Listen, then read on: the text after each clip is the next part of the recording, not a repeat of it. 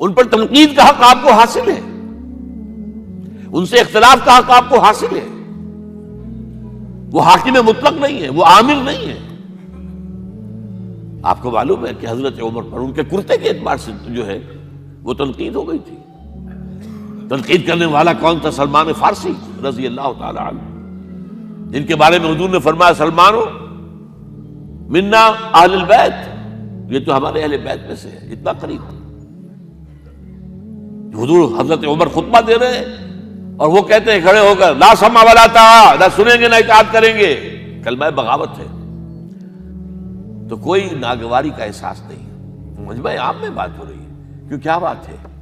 یہ جو کرتا آپ نے پہنا ہے یہ ان یمنی چادروں سے بنا ہے جو مال غنیمت میں آئی تھی، اور جتنی ٹکڑا جو ہے ہر مسلمان کو ملا اس سے کرتا نہیں بنتا، اور آپ ہے بھی طویل القامت، آپ کا کرتا کیسے بن گیا؟ فرماتے ہیں کہ عبداللہ سے، اپنے بیٹے سے، عبداللہ ابن عمر رضی اللہ تعالیٰ عنہ، عبداللہ تم وضاحت کر دو. وہ کھڑے ہو کے کہتے ہیں نہ میرا کرتا بن رہا تھا نہ ابا جان کا، میں نے اپنے حصے کا کپڑا ابا جان کو دیا ہے، اس سے یہ کرتا بنا. الآن نسمع ونطیع، بس اب اس کے بعد آپ فرمائیے، آپ جو کہیں گے سنیں گے اور اطاعت کریں گے. یہ متوازن نظام، نہ ڈکٹیٹریت ہے کہ کوئی بول نہیں سکتا. تم اور حاکم وقت پر تنقید کر رہے ہو اور بربرا کر رہے ہو. ایک عورت پکڑ لیتی ہے حضرت عمر کو رضی اللہ تعالی عنہ. حضرت عمر نے آرڈیننس نافذ کر دیا تھا کہ اتنے سے زیادہ، اتنی رقم سے زیادہ مہر نہیں رکھا جا سکتا. کہ عمر تم کون ہوتے ہو ہمارے حق کے اوپر پابندی لگانے والے؟ جب قرآن میں ہے وَآتَيْتُمْ إِحْدَاهُنَّ قِنْطَارًا، چاہے تم نے اپنی کسی بیوی کو ڈھیروں سونا دیا ہو تب بھی طلاق کی شکل میں واپس نہیں دے سکتے. قرآن قنطار کہہ رہا ہے، آپ کون ہیں روکنے والے؟ اور حضرت عمر فرماتے ہیں آج ایک عورت نے عمر کو دین سکھایا، آرڈیننس واپس. اسی طریقے کا معاملہ حضرت عمر کا یہ اجتہاد تھا کہ یہ جو زمینیں اتنی بڑی بڑی جو ہے سواد، عراق، ایران، مصر سب فتح ہو گئے، چند ہزار صحابہ. اب مطالبہ یہ تھا کہ یہ مال غنیمت ہمارے اندر تقسیم کر دیجیے. جیسے حضور نے غزوہ خیبر میں جو زمینیں تھیں یہودیوں کی وہ مجاہدین میں تقسیم کر دی تھی. دلیل موجود، دلیل بھی سنت رسول سے ہے صلی اللہ علیہ وسلم. حضرت عمر کی حکمت کچھ اور کہہ رہی ہے. یہ بات تو میں اپنے انداز سے کہہ رہا ہوں کہ اگر ایسا ہو گیا تو تاریخ انسانی کی سب سے بڑی جاگیرداری قائم ہو جائے گی. کتنے بڑے بڑے رقبے جو ہے صحابہ کو مل جائے گا. لیکن انہوں نے جو بات بیان کی وہ یہ تھی اگر یہ سارا تقسیم ہو گیا تو بعد میں آنے والوں کے لیے کیا رہے گا، اور جو فوجیں اب ہمیں پورے نظام کے لیے رکھنی پڑے گی ان کو کون سپورٹ کرے گا، ان کے لیے کہاں سے خرچہ آئے گا.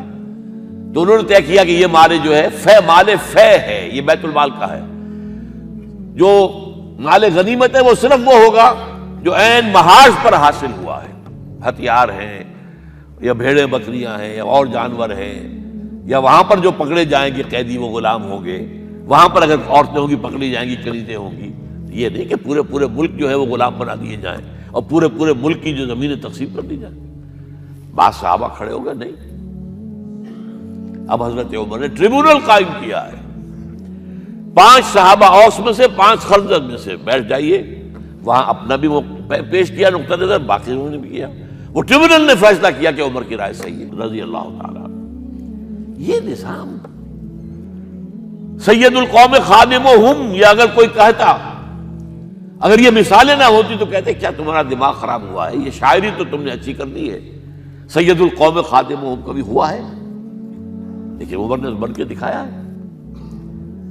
رات کے گشت پر ہے اور ایک عورت کے کراہنے کی آواز آئی ہے، معلوم ہوا کہ درد ذہن میں مبتلا ہے اور کوئی اس کے اٹینڈ کرنے والی کوئی خاتون نہیں ہے. گھر سے گئے ہیں، فرسٹ لیڈی اپنی اہلیہ کو لے کر آئے ہیں، انہوں نے اٹینڈ کیا ہے، اور اس کے بعد بچہ ہو گیا تو اندر سے ان کی اہلیہ کا امیر المومنین مبارک ہو بیٹا ہوا ہے.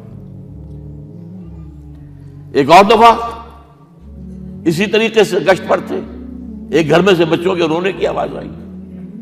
معلوم کیا کہ ایک خاتون ہے اور بچے ہیں، کھانے کو کچھ ہے نہیں.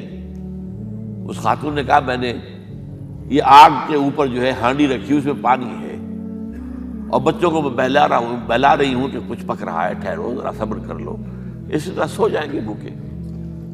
کانپ گئے حضرت عمر، گئے بیت المال سے اور بوری گندم کی لے کر اپنے کندھے پر، اپنے غلام سے کہا میرے کندھے پر رکھا، اس نے کہا میں لے چلتا ہوں حضور۔ نہیں، قیامت کے دن تم میرا بوجھ نہیں اٹھا سکو گے۔ اور وہ اپنے کندھے پر لاد کر لائے ہیں اور وہاں کھانا تیار کروایا، بچوں کو کھلایا ہے۔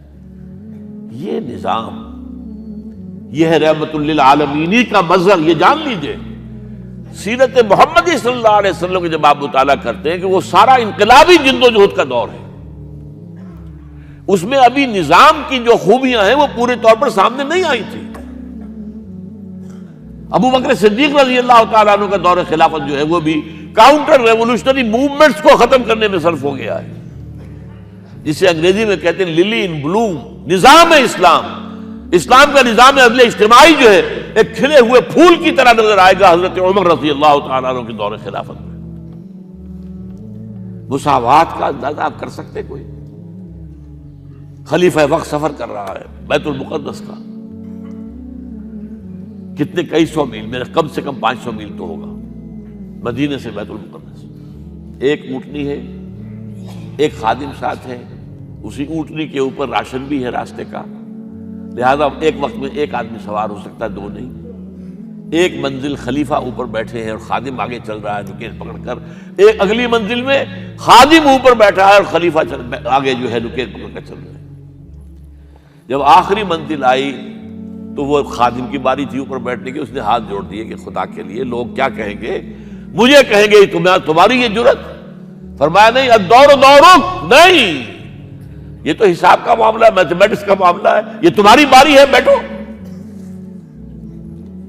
یہ بلندیاں، یہ عظمتیں، یہ عدل، یہ انصاف، اور پھر یہ کہ بوریا نشین، کوئی محل نہیں۔ ایک آیا ایرانی مدینے میں چکر لگایا، کوئی انہیں محل نظر نہیں آیا، اسے پوچھا ہے اینا ملککم، تمہارا بادشاہ کہاں ہے؟ جواب دیا گیا لیس لنا ملک بل لنا امیر، ہمارا کوئی ملک نہیں ہے، بادشاہ نہیں ہے، ہمارا امیر ہے۔ کہاں ہے تمہارا امیر بھائی؟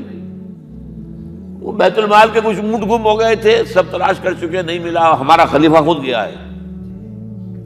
کسی کو ساتھ لے کر گیا ہوگا آئیڈینٹیفیکیشن کے لیے، تو دیکھا دوپہر ہو گئی تھی، دھوپ تیز ہو گئی تھی، حضرت عمر اپنے درے کو اپنے گردن کے نیچے رکھ کر ایک درخت کی چھاؤں میں آرام کر رہے تھے۔ نہ کوئی باڈی گارڈ ہے، نہ کوئی محافظ ہے۔